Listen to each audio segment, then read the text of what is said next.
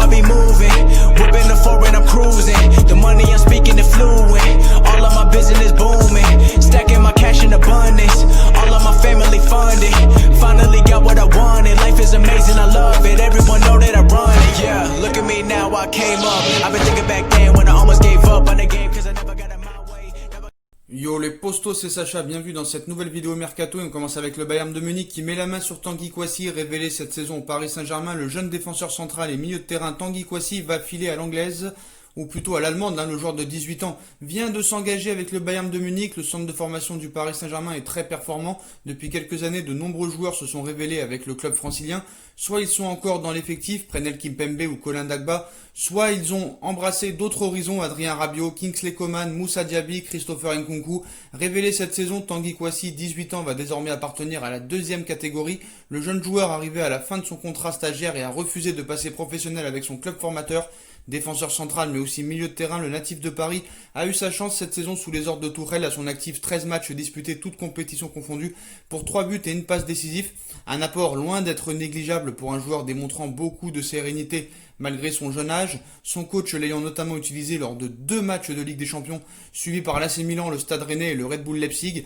Il aura finalement fait un autre choix. Champion d'Allemagne pour la 8e fois d'affilée, le Bayern de Munich a décidé de miser sur Tanguy Kouassi pour l'avenir, se montrant convaincant. Le club bavarois vient d'officialiser sa signature sur son site internet.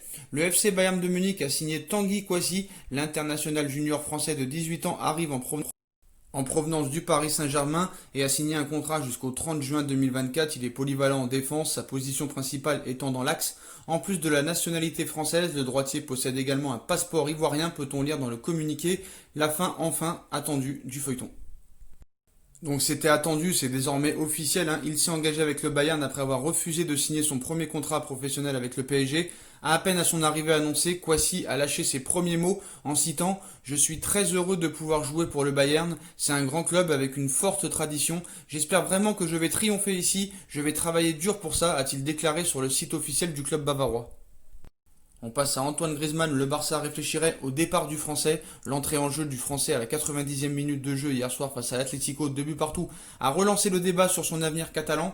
Et pour la première fois, le Barça réfléchirait au futur du champion du monde 2018. Un an après avoir éconduit le FC Barcelone, Antoine Griezmann pensait quand même arrivé en terrain conquis lorsque les Blaugrana ont déboursé 120 millions d'euros, le montant de sa clause libératoire, pour arracher l'international tricolore champion du monde à l'Atlético Madrid. Mais très rapidement, le natif de Mâcon a déchanté. Malgré les démentis, les rumeurs sur sa relation compliquée avec le vestiaire et surtout avec Lionel Messi n'ont cessé de fuser. Ajoutez à cela un positionnement compliqué sur l'aile gauche et des bruits de couloir sur la supposée volonté du Barça de l'inclure dans l'opération Neymar, et vous obtenez un mélange difficile à avaler pour l'ancien colchonero, un goût amer qui est en train de devenir acide depuis la reprise de la Liga.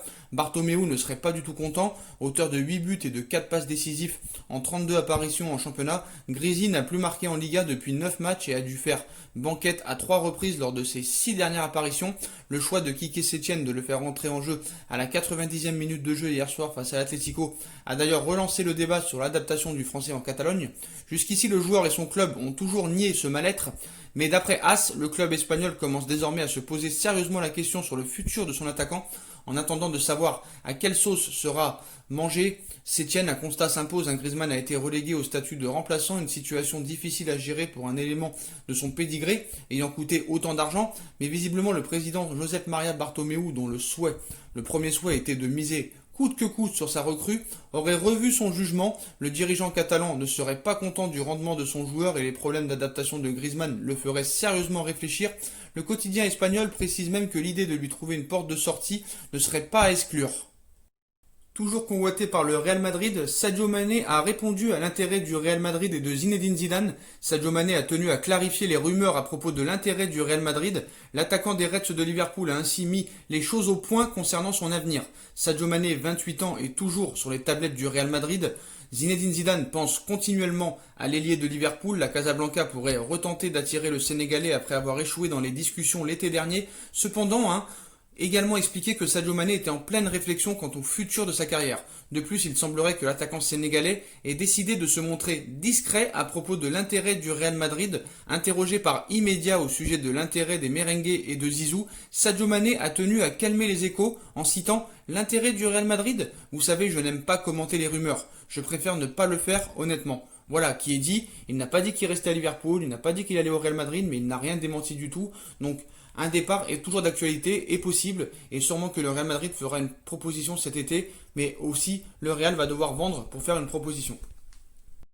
Chelsea débarque pour Milinkovic-Savic, priorité du recrutement du PSG. SMS vient de voir Chelsea entrer dans le dossier, un concurrent très solide pour Leonardo. Après avoir dégainé une offre pour Sergej Milinkovic-Savic, le PSG tente de convaincre la Lazio de lâcher son prodige serbe, mais pour l'heure les dirigeants romains jouent la montre. Ils souhaitent remettre à plus tard les négociations. Soucieux de pouvoir conserver Sergej Milinkovic-Savic jusqu'à la fin de la saison en cours, Paris a transmis une offre de 60 millions d'euros et ne souhaite pas revoir à la hausse cette proposition.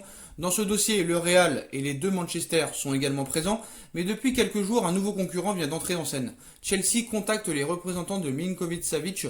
Selon certaines informations anglaises, Chelsea fait désormais partie du dossier Milinkovic-Savic. Des contacts ont très récemment eu lieu avec les représentants du joueur. Plusieurs indiscrétions indiquent que c'est même Claude Makelele, conseiller du président de Chelsea, qui aurait entrepris des démarches. Heureux hasard, l'ancien milieu de terrain français a joué au PSG en même temps que Mateja Kezman.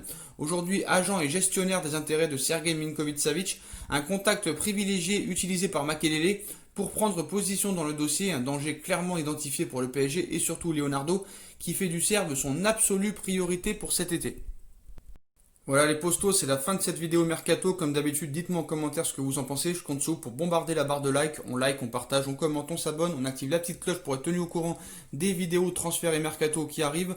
On me rejoint sur mes différents réseaux sociaux ainsi que sur Utip et sur ma deuxième chaîne YouTube No Feeling qui sera en bas en lien en description.